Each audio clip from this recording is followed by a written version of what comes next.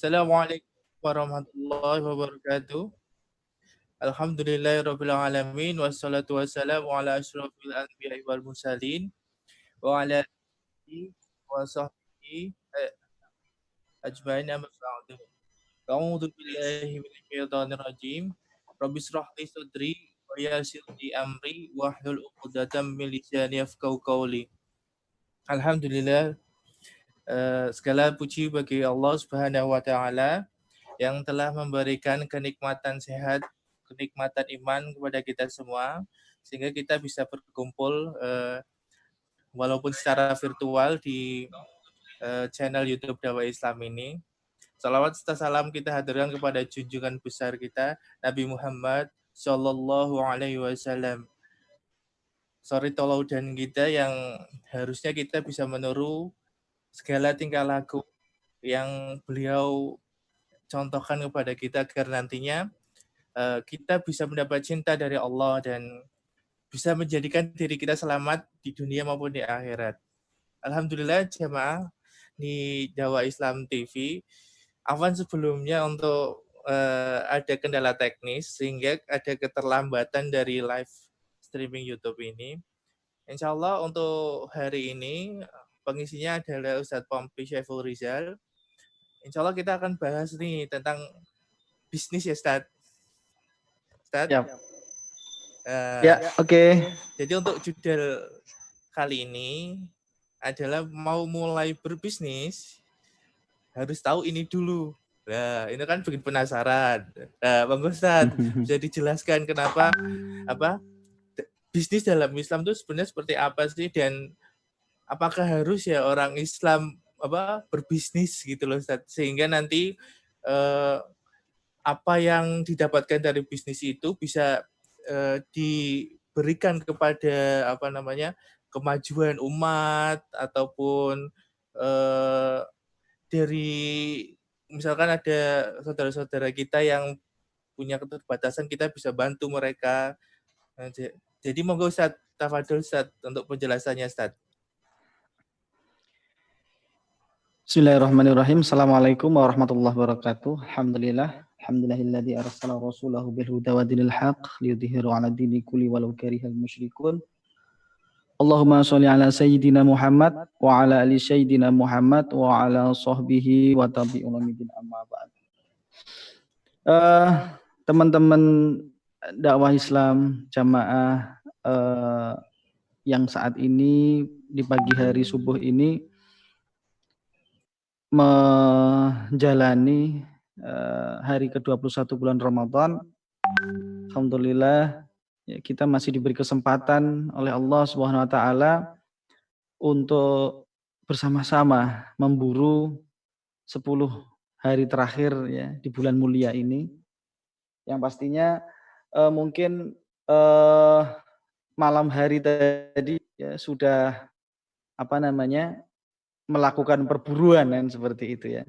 Diperbanyak ibadahnya ya, semakin bertakarub kita kepada Allah SWT sehingga kita tidak menyia-nyiakan ya yang datangnya, yang dimana hari atau malam yang datangnya itu ya cuma dalam setahun sekali ini ya, dan hikmahnya dan manfaatnya dan nilainya itu sama seperti 1000 bulan. Oke, pagi hari ini tetap semangat semoga ya, setelah tadi malam lek-lekan mungkin tadarusan, sholat malamnya dikencengin, tapi insya Allah pagi ini tetap semangat. Pagi ini kita akan membahas sesuatu yang mungkin di channel Dakwah Islam TV ini baru hari ini ya dibicarakan ya. Ya Mas Yusuf ya. Temanya selama ini baru ini. Alhamdulillah, yaitu saya diminta teman-teman untuk sharing masalah bisnis ya. Oke.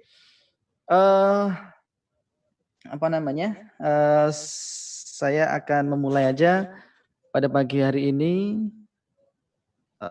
Sebentar akan saya hubungkan dulu materi saya. Oke.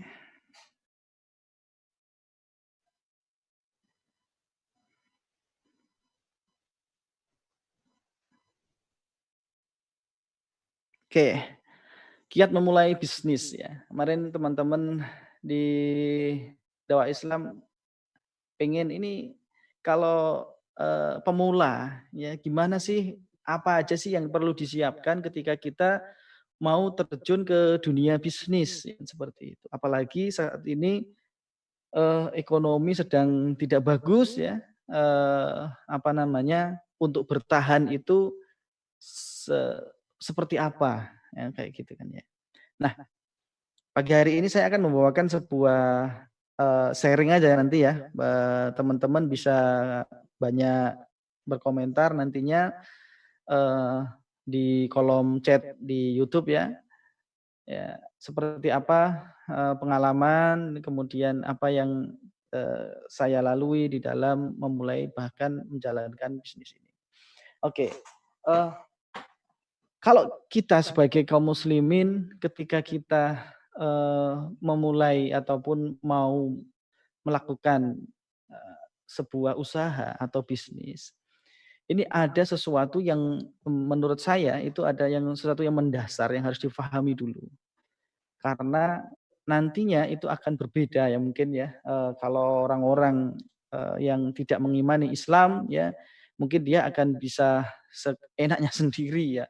Akan tetapi kita ya muslim ini bagaimana sih ya supaya bisnis kita itu barokah. Artinya apa yang kita hasilkan itu juga bisa bermanfaat untuk dunia dan akhirat.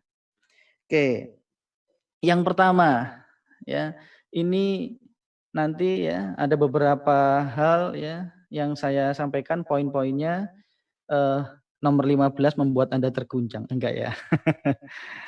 Oke, nomor yang pertama ya, ketika kita akan memulai berbisnis, apa sih ya mindset yang harus ada di dalam diri kita? Yang pertama itu adalah bisnis itu bukan sekedar untung dan rugi ya, tapi bisnis itu juga ya sebuah pilihan surga neraka.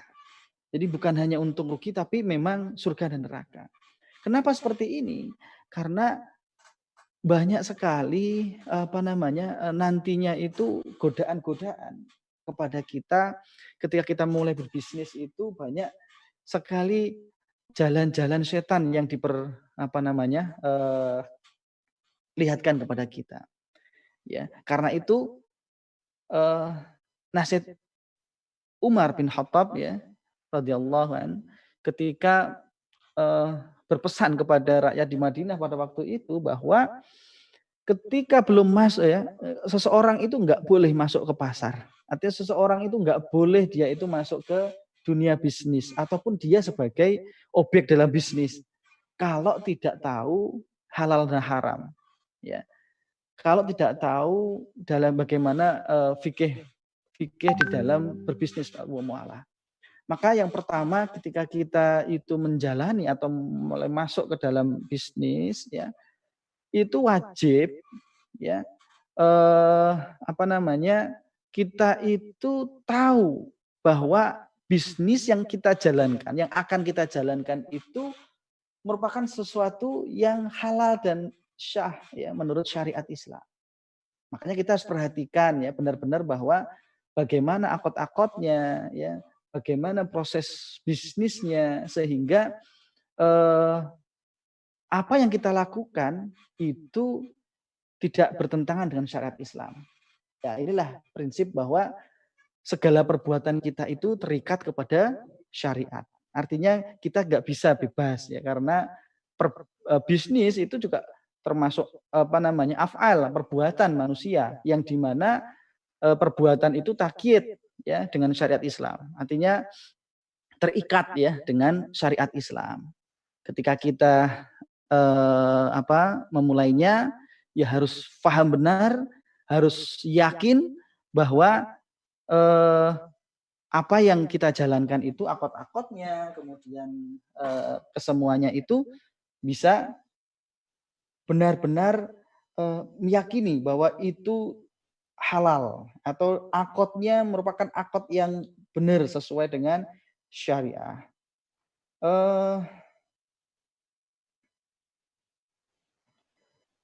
Berikutnya, ya,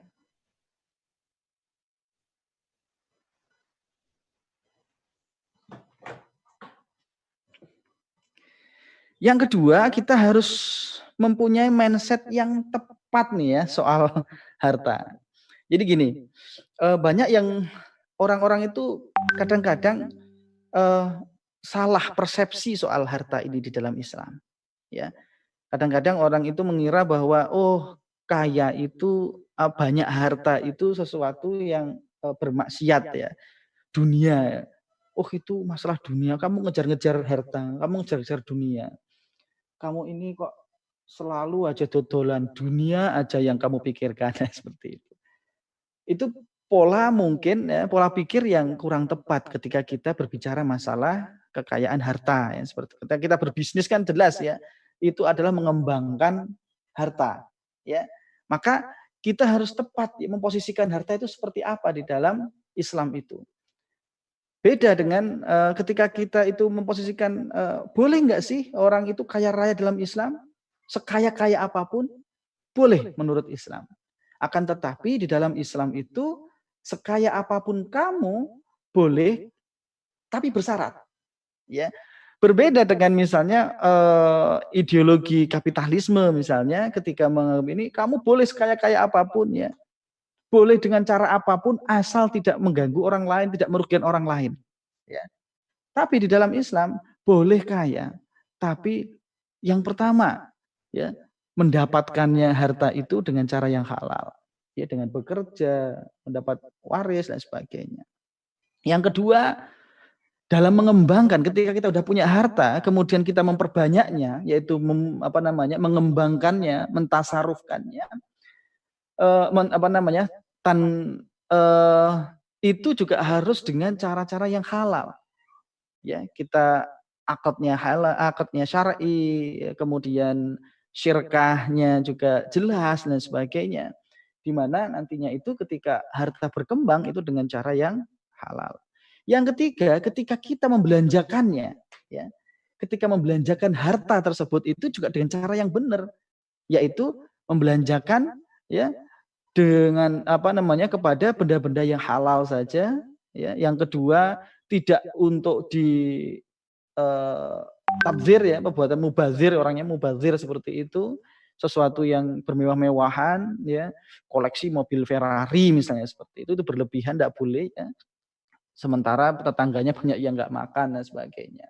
Atau perilaku yang menghambur-hamburkan uang, yang dimana di situ diharamkan ya oleh Islam. Nah di sini ya harus pas kita dalam ini. Boleh mengejar harta boleh ya. Nah kemudian kita harus memahami bahwa harta itu adalah bukan tujuan. Ya.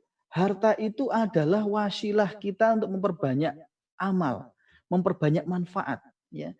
Orang yang paling baik menurut Islam itu adalah orang yang paling bermanfaat dengan sesamanya. Ya. Bayangkan kalau kita itu tidak punya sesuatu harta di sini adalah wasilah kita untuk memperbanyak ya bekal kita yang akan kita bawa kelak di yaumul akhir ya. Makanya ketika kita berbicara harta di sini ya jangan sampai ya harta itu menjadi ghoyah, tapi harta itu menjadi wasilah. Ya, orang berbisnis hartanya banyak, tapi dia lupa dengan kewajiban yang lain. Lupa kewajiban dakwah, lupa memperhatikan keluarganya, ya lupa sama anak istri, ya. Waktunya full dibuat untuk berbisnis. Nah, nanti jangan sampai kita mau mencari sesuatu yang seharusnya itu untuk bermanfaat, tapi kita sendiri menzalimi keluarga. Kita sendiri mengabaikan kewajiban lain. Ya, kewajiban dakwah, kewajiban berjamaah, kewajiban silaturahim dan lain sebagainya. Ya, jangan sampai. Nah, berikutnya ini yang mungkin tidak banyak orang yang mengetahuinya, bahwa setiap perbuatan dari kita itu pasti mempunyai nilai yang untuk diwujudkan. Atau ini istilahnya adalah kimatul amal, ya, kimah, sebuah nilai ya, di mana perbuatan itu ketika kita berbuat sesuatu, kita melakukan perbuatan, kita melakukan amal, itu kan pasti ada tujuannya, ya. Nggak mungkin ketika seseorang itu melakukan perbuatan tapi nggak ada tujuannya, itu pasti ya bisa jadi seperti itu, tapi akan sia-sia, ya. Kalau nilainya itu tidak ada, ngapain ya sesuatu yang sia-sia? Tapi ketika kita mau mewujudkannya justru yang tepat. Ya, kimah perbuatan itu ada beberapa. Yang pertama ada kimah madiyah, ada kimah insaniyah, ya, ada kimah ruhiyah, ada kimah khuluqiyah dan sebagainya. Nah, di dalam berbisnis, ya, kita harus menentukan nilai apa sih yang mau kita wujudkan ketika berbisnis? Ya hanya satu, yaitu kimah madiyah. Kita itu berbisnis itu ya untuk menghasilkan materi tadi. Ya, maka apakah ketika pikiran kita itu ya hitung-hitungannya ketika melakukan perbuatan itu ya untung dan rugi, ya enggak apa-apa, masalah. Karena memang perbuatan itu kita tujukan untuk menghasilkan materi. Ya. Contohnya ini seperti ini. Ada kekeliruan misalnya yang seharusnya perbuatan itu nilainya ruhiyah, justru malah dikasih nilai itu materi, madiyah. Ya.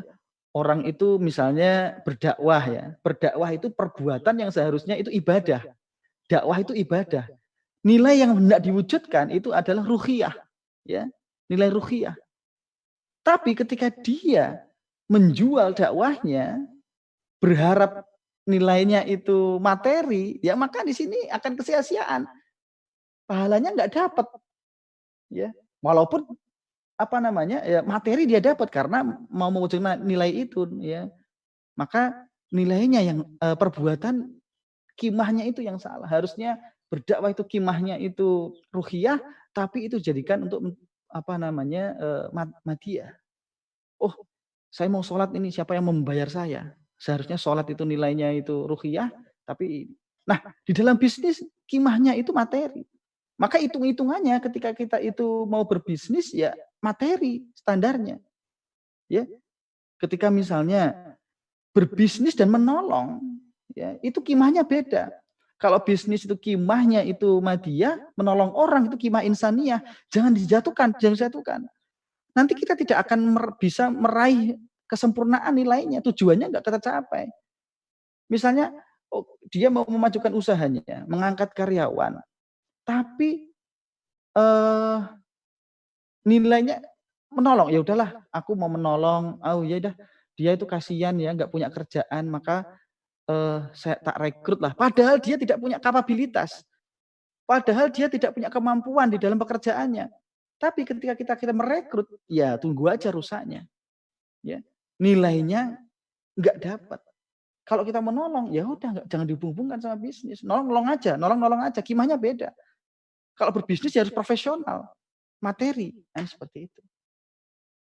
Ya itu nanti lebih dalam mungkin kita akan membedahnya. Tapi sini nanti. Nah, berikutnya adalah di dalam berbisnis itu harus mempunyai goal, roadmap ya, yang jelas. Artinya apa? Kita harus punya tujuan yang akan kita tuju. Ketika kita nanti, bolehlah kita memulai, ya. Akan tetapi tujuan itu, goalnya nanti setelah 10 tahun tuh bisnis saya mau seperti apa? Ketika saya umur 40 tahun, untuk mau seperti apa nantinya? Ya, harus mulai di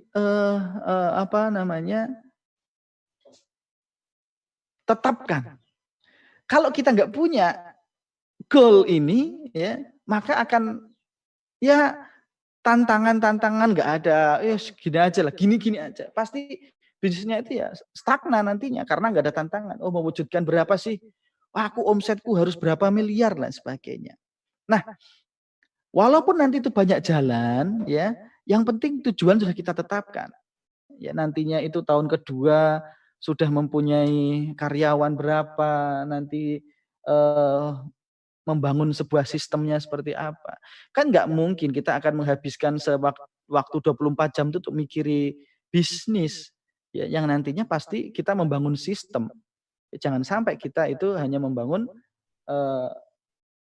waktu kita habis ya untuk berbisnis. Tidak. Kita harus bangun tim. Ya, jangan sampai ketika kita itu berbisnis kemudian kewajiban-kewajiban lain itu dilupakan. Kemudian roadmap-nya seperti apa, ya, achievement, goalnya sudah tercapai belum, dievaluasi, dimonitoring dan sebagainya.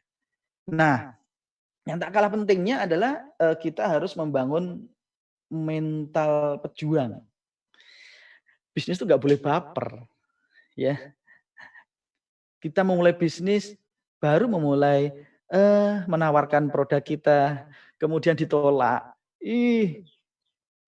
Produkku jualanku nggak laku, ya. Kemudian padahal itu baru bertemu dengan berapa orang, sehingga karena kecewa kemudian ya udahlah aku nggak cocok berbisnis ya. Nantinya itu akan banyak sekali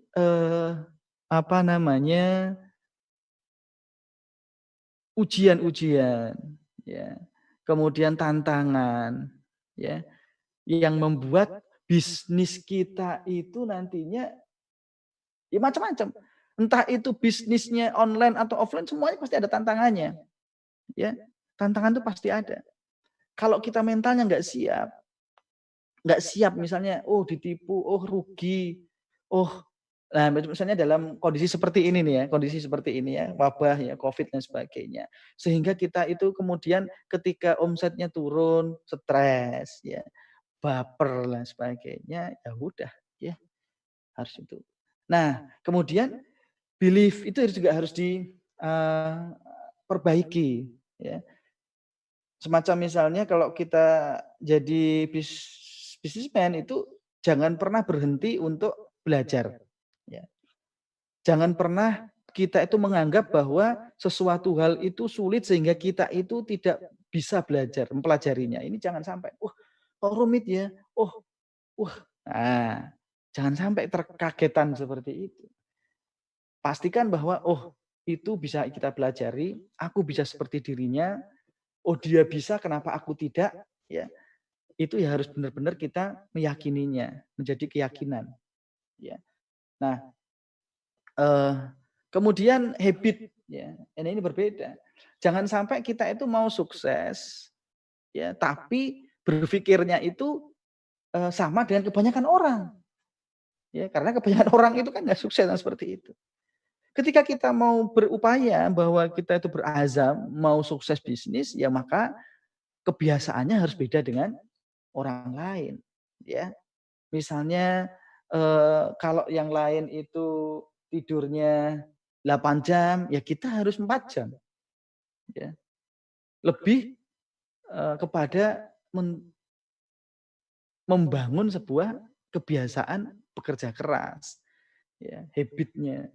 Udah pakai to-do list belum? Apa sih sehari ini kita mau apa sih? Ya, membangun habit baru di dalam.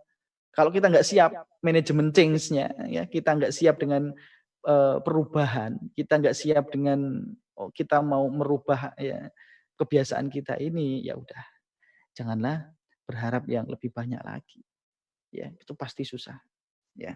Nah kemudian nanti kan kita akan memulai bisnis, itu kan sebelum memulainya itu kan harus pakai yang namanya kita belajar. Ada proses learning di sana.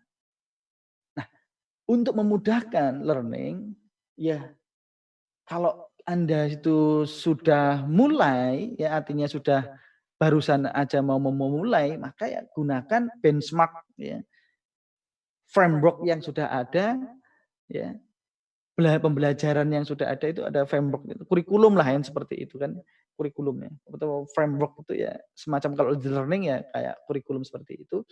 Yang udah terbukti berhasil.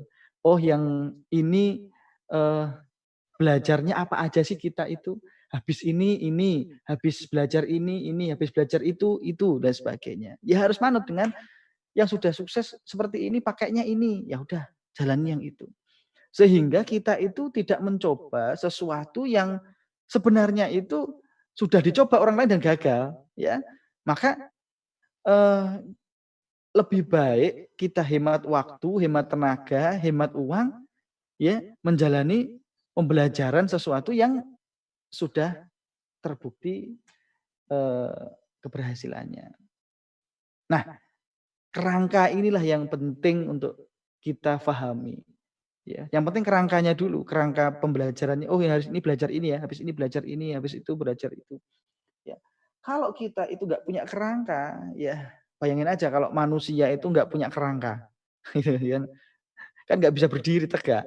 Ya, tapi juga jangan kerangka saja, harus ada otot-ototnya, harus ada alien dininya, ada dagingnya, sebagainya supaya nggak menakutkan. Kalau kerangka doang itu bisa berdiri, tapi nggak bisa jalan. Ya, dipandang pun nggak enak. Artinya kalau sudah mengambil kerangka, kemudian kita memperkaya dirinya, belajar, self learning, ya, kemudian banyak baca, ya, banyak pengetahuan baru dan lain sebagainya, sehingga akan membesarkan tubuh kita, akan menambah informasi-informasi kita. Semakin banyak informasi kita, maka semakin banyak opsi yang kita jadikan pilihan nantinya, decision-nya ya. Ketika ada sebuah masalah, maka kita itu punya informasi untuk decision making-nya. Seperti apa? Oh, kalau seperti ini itu harusnya seperti itu. Kalau seperti ini itu harus seperti itu dan sebagainya. Nah, kalau bisnis sementara bisnis saya ini kan terjun di bidang apa namanya digital marketing ya. Itu juga punya framework ya. Jadi habis ini belajar apa sih? Di tahap ini belajar apa aja? Apa yang kita pelajari dan sebagainya. Ya. Nah, mungkin sedikit memperkenalkan misalnya ya. Nah, kayak gini misalnya ya. Framework digital marketing ya. Ini saya.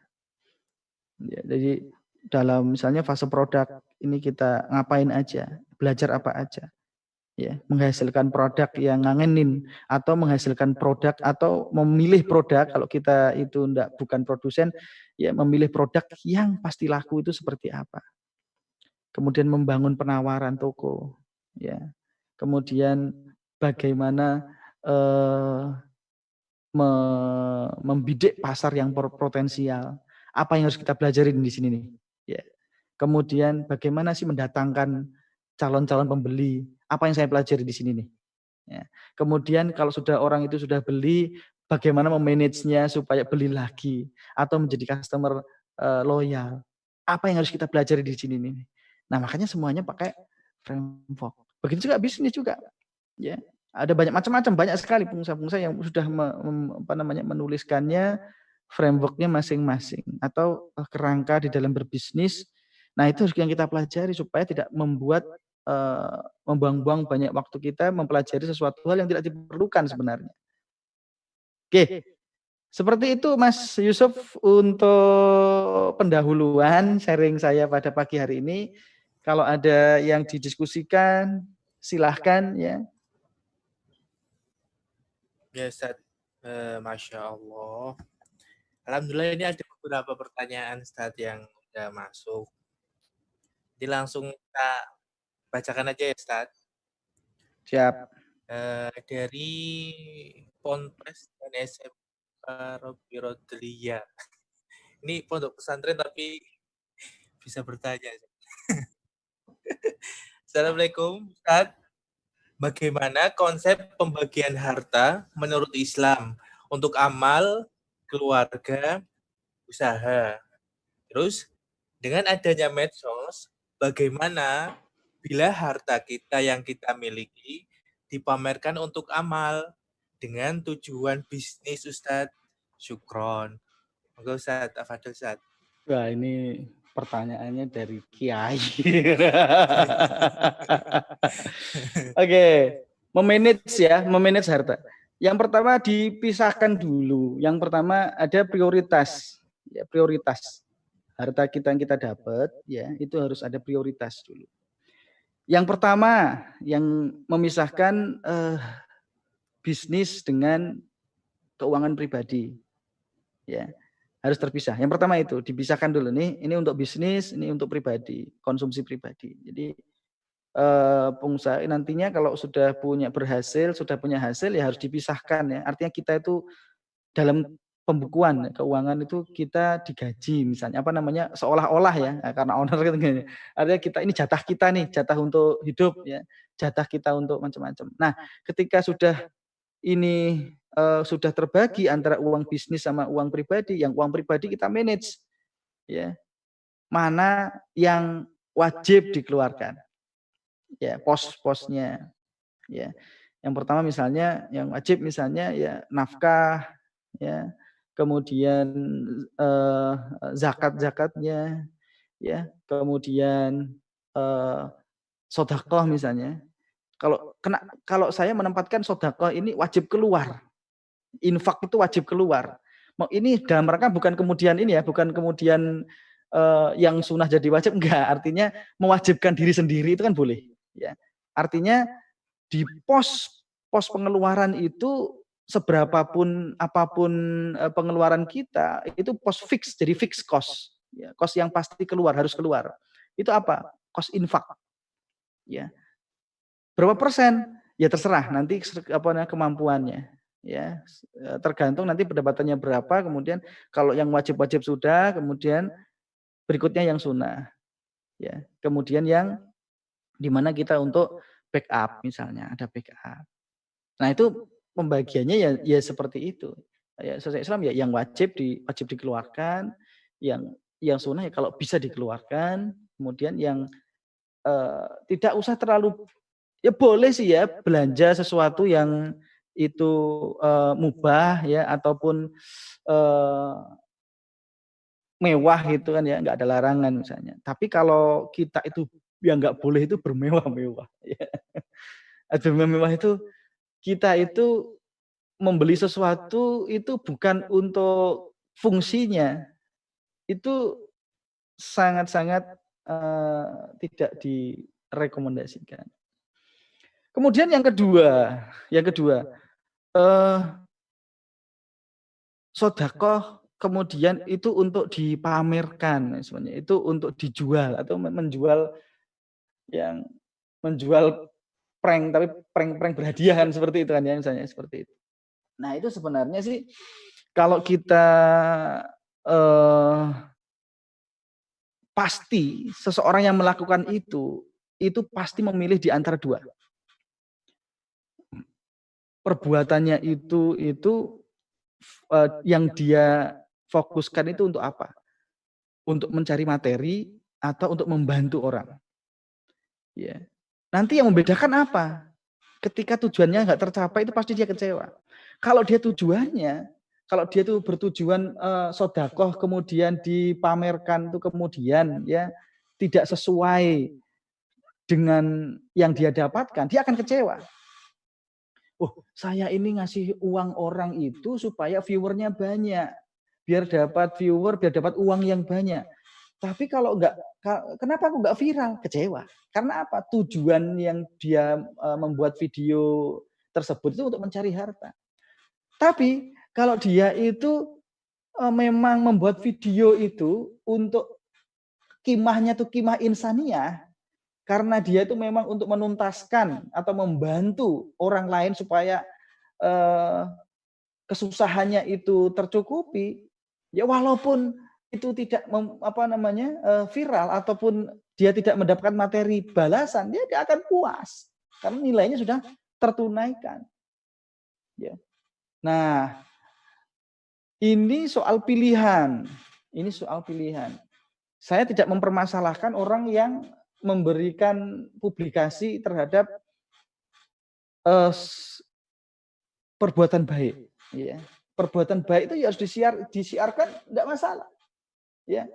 Disembunyikan juga lebih bagus. Ya, dua-duanya baik. Ketika dia itu menyiarkan kebaikan itu untuk menginspirasi orang salah. Ya, itu yang nantinya itu akan ini. Sehingga apa yang dia hasilkan itu ya sesuai dengan apa yang dia niatkan. Seperti itu Mas Yusuf.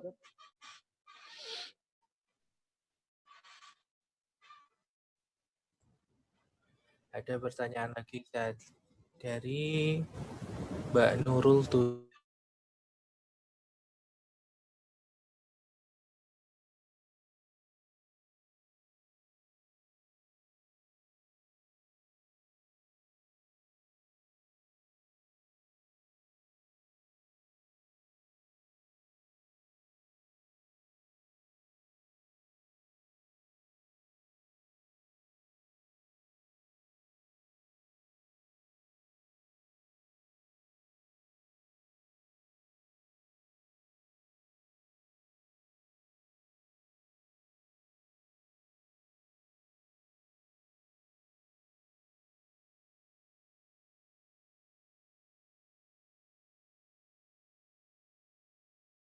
sekali peluang-peluang bisnis di bidang jasa pengantaran. Ketika orang itu nggak bisa keluar rumah misalnya, dia melayani pengantaran pembelian ya, dengan akad, bisa akadnya itu wakalah ya, bisa pakai akad ujroh seperti itu ya. Nantinya lebih detail macam-macam banyak. Artinya jasa itu banyak sekali. Apalagi di digital, di sosial media ya, kemudian akan menjual jasa Anda. Itu bisa saja ya. Admin sosmed itu juga yang dijual itu jasa ya. Kemudian jasa sewa domain dan sebagainya. Banyak banget ya. Kemudian jasa publisher. Sebenarnya kalau sebagai publisher itu kayak ini ya, YouTuber itu sebenarnya dia namanya itu publisher ya. Membantu publish iklan. Karena bisnis modelnya itu adalah dia itu dapat iklan kan, seperti itu. Maka publisher di sini itu ya jasa supaya produknya orang lain dikenal banyak orang. Nah, publisher ini banyak macamnya. Kalau YouTube yang kekinian, kalau dulu ya bisa berupa blog ya, bisa berupa sosial media ya, Facebook publisher ya. Follower saya gede nih ya, siapa yang mau dipromokan produknya? Nah, ini publisher. Ini juga jasa mempublishkan produk-produk orang. Ya cuma nanti kalau YouTube itu kan kerjasama, ada syirkah di situ, perusahaan YouTube dengan YouTubernya ya mempublish produk-produk advertiser. Nah, halal haramnya ya akad-akadnya di sana. Yang pertama kalau jasanya itu misalnya nih ya, tukang jahit. Ya, tukang jahit itu kan jual jasa buat baju kan ya. Maka yang dia harus diperhatikan apa? Ya, dia produknya. Kalau jasa itu, kalau ujroh ya, kalau orang jahit kan ujroh atau ijaroh ya. Itu yang harus diperhatikan ya, dia itu produknya halal ya. Produknya halal kan, seperti itu. Kemudian yang diakotkan tadi itu, kemudian dia harus sesuai dengan janji ya. Ketika jasanya itu, saya jasa membuat website misalnya, saya ini 3 hari selesai, siap.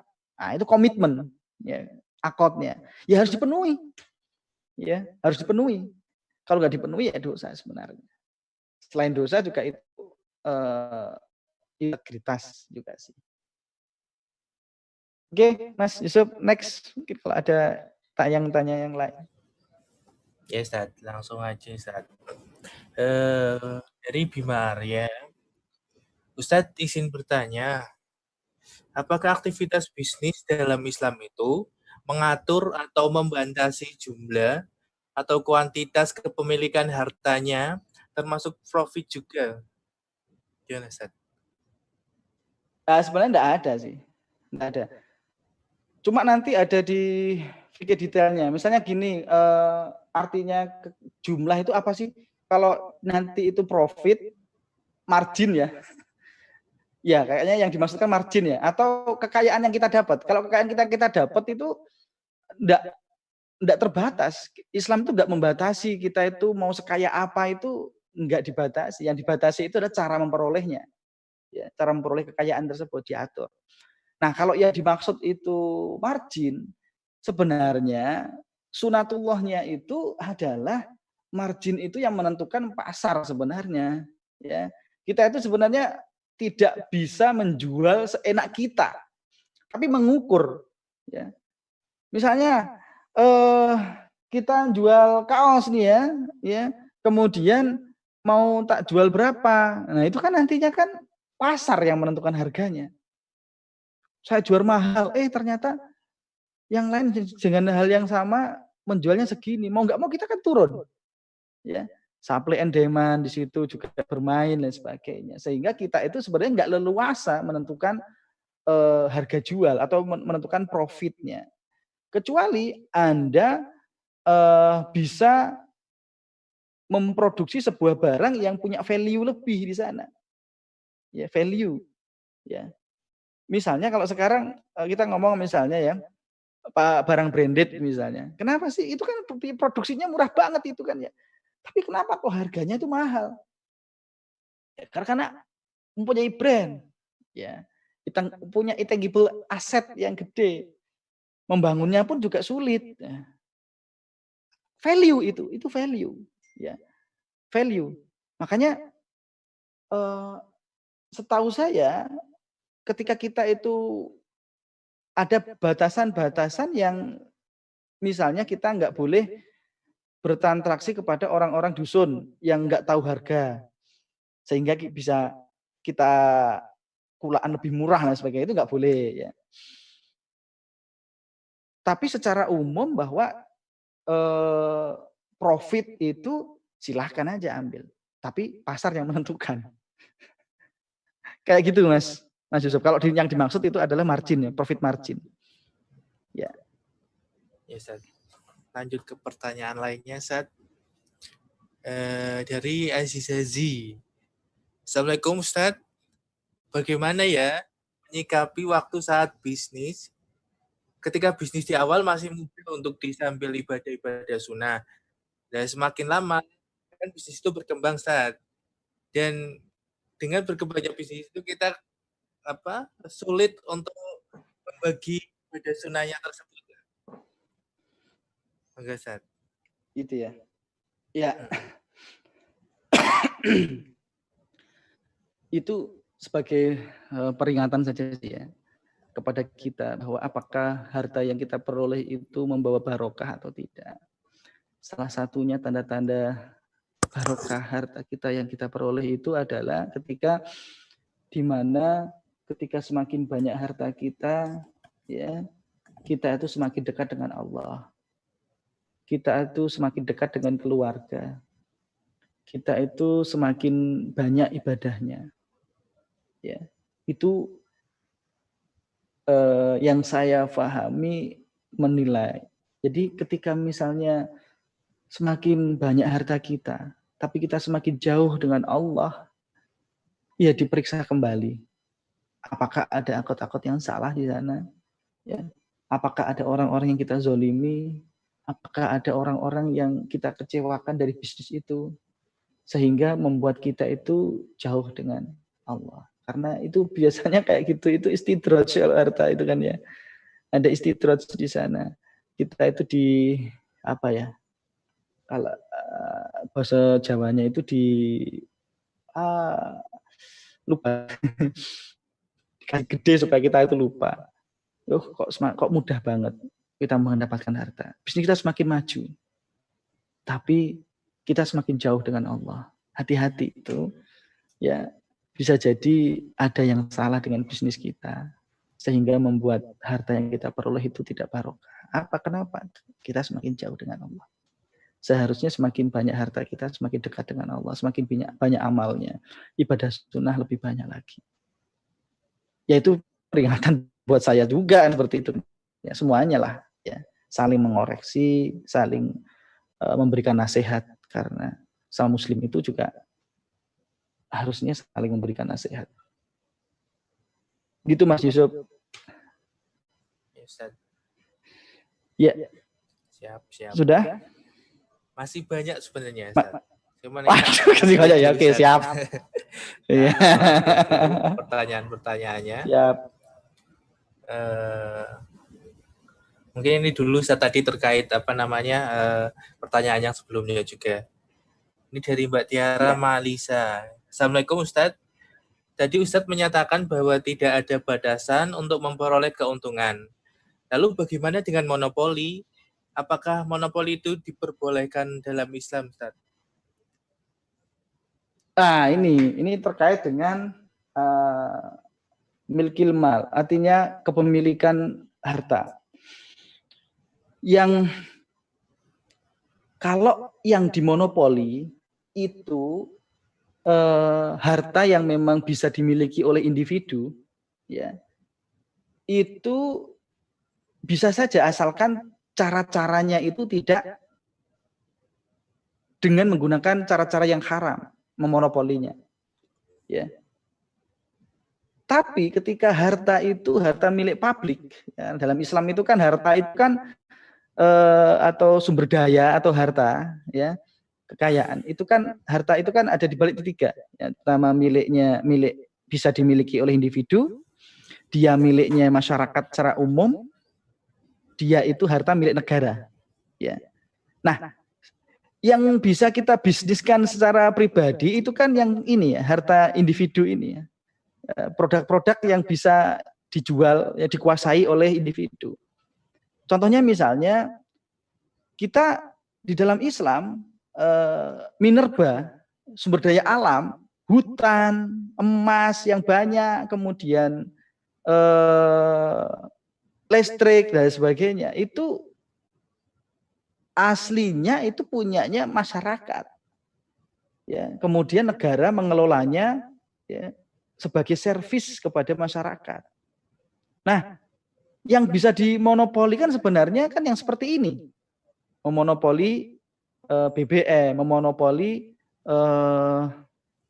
hutan, ya. Misalnya kayak gini nih, misalnya ada HPH, ya, hak pengelolaan hutan. Seharusnya hutan itu punyanya masyarakat. Punyanya, kemudian negara itu mengatur, bukan kemudian justru malah privatisasi. Salah. Ya. Bisnis kita nggak boleh di situ. Bisnis BBM misalnya. Maksudnya BBM itu produksi ya, bukan jual bensin ya. Artinya mengelola sumber daya alam. Itu yang berhak itu adalah negara, dan hasilnya itu dikembalikan lagi kepada masyarakat sebesar-besarnya. Ya. Posisinya negara dengan masyarakat itu pun bukan posisi berbisnis, bukan penjual dan pembeli, tapi posisinya itu adalah sebagai pelayan sebenarnya. Karena pada hakikatnya premium atau sumber daya alam atau BBM itu sejatinya punya masyarakat, bukan milik negara. Negara itu mewakili saja untuk mengelolanya. Maka di situ monopoli itu ada, dan biasanya di situ. Namun ketika kita dalam aspek-aspek yang dibolehkan, ya, secara individu untuk dimiliki, untuk dikelola, maka ya tidak masalah. Misalnya cara-caranya dengan yang halal, tapi ya, contohnya memonopoli apa? Monopoli sebuah produk misalnya, supaya orang lain itu susah masuk ke niche, ya, atau apa ya? Niche itu tema atau jenis produk ini, maka aku ada strategi nih, ya. Ada yang artinya produkku ini biar bisa masuk ke segala segmen, ya. Yang lain biar nggak masuk, ya. Misalnya saya buat yang segmen atas, ya, saya buat produk yang wah dengan merek yang sendirikan. Waduh, nanti yang segmen masyarakat yang menengah ini nanti nggak bisa beli dong. Ya, kita buat merek lagi, ya. Sehingga semua lapisan masyarakat itu kita kuasai semua. Seperti itu misalnya, ya.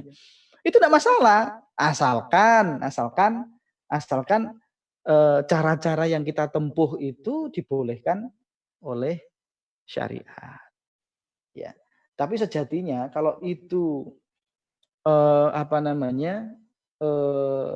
bermain dengan cara yang fair, ya, tidak ada kezaliman, ya, itu bisnis individu sangat susah sekali dimonopoli. Kecuali, ya, saat-saat ini misalnya oleh para kapitalis misalnya seperti itu, ya. Kenapa kok kapitalis itu bisa monopoli? Ya karena negara berpihak kepadanya. Kenapa kok negara berpihak kepadanya? Ya karena sekarang itu kebanyakan memang korporatokrasi. Artinya orang-orang yang berkuasa di negara ini adalah pengusaha-pengusaha. Di mana pengusaha itu ya pasti pengen bisnisnya juga berkembang dengan cara menjadi aristokrasi, jadi pemerintah, jadi pembuat hukum. Ya, pengen monopoli bidang ini, ya udah buat aja aturannya, buat hukumnya, misalnya kayak gitu. Nah, kalau misalnya itu fair, ya saya rasa nanti pasar yang akan menentukan. Sekali lagi kalau bisnis itu pasti pasar yang menentukan. Apakah produk kita itu bisa dimonopoli atau hanya kita sendiri yang bisa dan sebagainya. Saya rasa susah. Begitu Mas Yusuf, ada yang lain lagi? Sebenarnya masih banyak, Ustaz.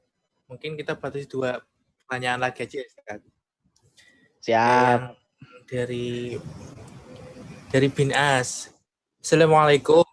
Ustaz, bagaimana cara beradaptasi dengan perubahan iklim usaha saat pandemi COVID-19? Dan apakah framework-nya juga harus berubah atau cukup direvisi?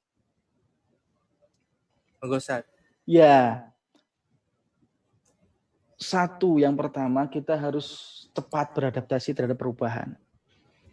Ketika sesuatu itu perubahan, ya situasi yang membuat kita itu pasti ini akan terdampak misalnya bisnis kita.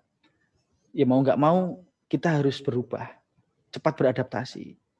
Framework saya kira tidak berubah, tapi model bisnis bisa jadi yang berubah kan seperti itu.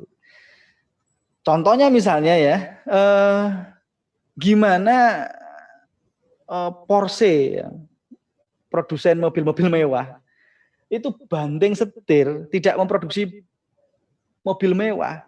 Tapi apa? Karyawannya masih tetap bekerja, direksinya masih tetap bekerja, produknya yang diubah, yaitu produk-produk medis. Kan seperti itu. Ya.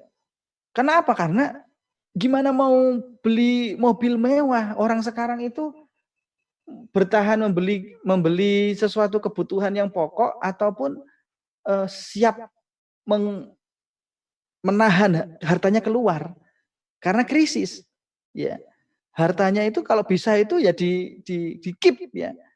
Nah, makanya barang-barang yang tersier itu biasanya berdampak.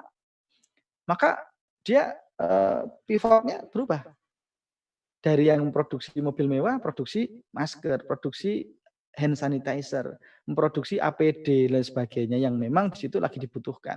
Nah, ini juga bisa menjadi inspirasi juga ke dalam bisnis kita. Seberapa kita itu bisa merespon perubahan itu. Kalau misalnya yang kita produksi, produk-produk kita itu memang nantinya itu terdampak oleh krisis ini, maka segera berpikir untuk berganti produk. Ya, berganti produk. Misalnya contohnya properti.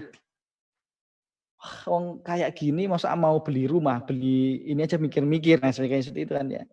Maka ya mau nggak mau ya kita harus melirik produk lain. Kalau nggak bisa produk lain ya mengubah model bisnisnya. Yang kalau dulu itu nggak menerima cash, misalnya menerima kredit atau menerima macam-macam lah ya. Kalau itu menyesuaikan bisnis masing-masing. Ya, kecepatan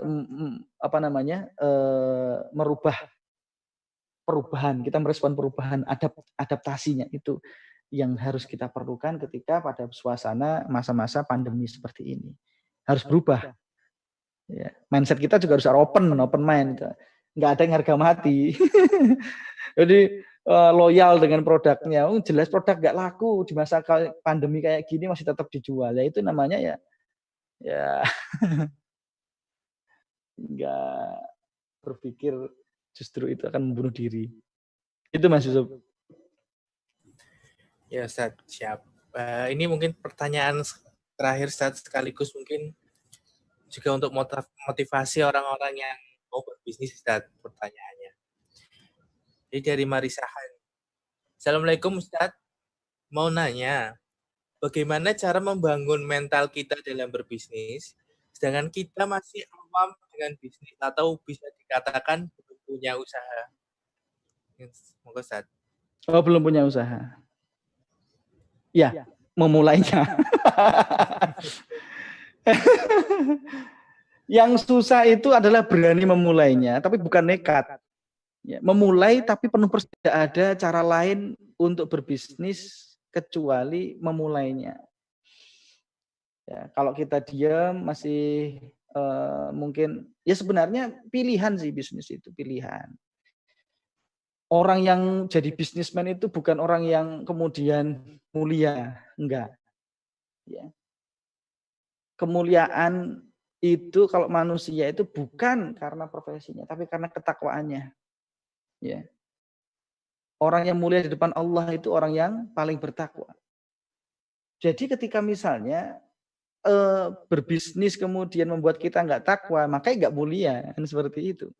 Lebih mulia karyawan, lebih mulia jadi guru, lebih mulia yang lainnya seperti itu.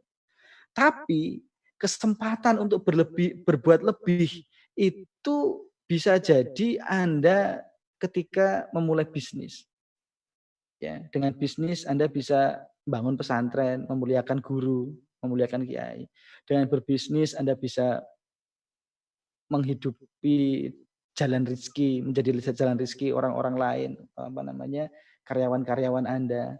Dengan berbisnis Anda bisa bermanfaat ya dan lain sebagainya. Nah, bisa jadi kesempatannya lebih terbuka. Ya. Maka tidak ada kata lain ya, udah mulai aja. Ya, udah mulai aja. Bisnis yang sukses itu bisnis yang dimulai. Bisnis yang sukses itu bisnis yang dimulai. Bisnis yang action. Nah, kalau wacana ya entah sampai kapanpun ya pasti tidak akan pernah berhasil kalau cuma wacana. Bisnis wacana, berwacana bisnis pakai. Gitu Mas Yusuf. Ada pertanyaan kalau ada pertanyaan lain mungkin nanti ditampung aja. Nanti kalau ada kesempatan mungkin saya akan membahasnya secara khusus. Gitu Mas Yusuf ya. Siap Ustaz. Jadi berarti dibahas di channelnya Ustadz Pompi ya. Bisa dicari mungkin ya Ustaz. Kalau waktunya cukup masalah loh, saya kan bebas. Nah nanti ini soalnya ya ini yang jadi moderator tuh juga terikat waktunya. Udah mau jam kerja nih. Kan kayak gitu kan ya. Ya Ustaz, mungkin nanti bisa dijawab di lain waktu ya Ustaz. Insyaallah. Siap. Untuk sebelumnya untuk teman-teman saya umumkan untuk jadi di Dakwah Islam setiap harinya sampai 10 hari terakhir Ramadan, insya Allah kita akan bakal ngadain kajian online. Nah, itu di setiap jam 8 sampai jam 9 malam dan ba'da subuh jam 5 sampai jam 6 pagi ya. Dan untuk teman-teman jangan lupa juga untuk subscribe di channel Dakwah Islam TV, share sebanyak-banyaknya video yang ada di situ. Dan jika apabila teman-teman ingin mendonasikan sebagian hartanya untuk keperluan dakwah, khususnya untuk kemudahan serta kelancaran ya, dan biar ada upgrade di media sosial kita, teman-teman bisa berinfak di rekening di bawah ini ya. Oke, sebelumnya jazakumullah khairan kepada teman-teman semua yang udah bergabung di channel Dakwah Islam TV, dan jazakallah khairan kepada Ustadz Pompi atas penjelasannya dan pemaparannya tadi. Dan kita tutup mungkinnya dengan bacaan hamdalah, alhamdulillahirabbil alamin, serta dengan doa kafaratul majelis. Subhanakallahu wa bihamdika asyhadu an la ilaha illa anta astaghfiruka wa atubu ilaik. Kurang lebihnya saya mohon maaf, dan jangan lupa tetap stay tune terus di Dakwah Islam TV ya. Semoga apa yang disampaikan ini sangat bermanfaat untuk teman-teman. Akhir kata, wassalamualaikum warahmatullahi wabarakatuh. Waalaikumsalam warahmatullahi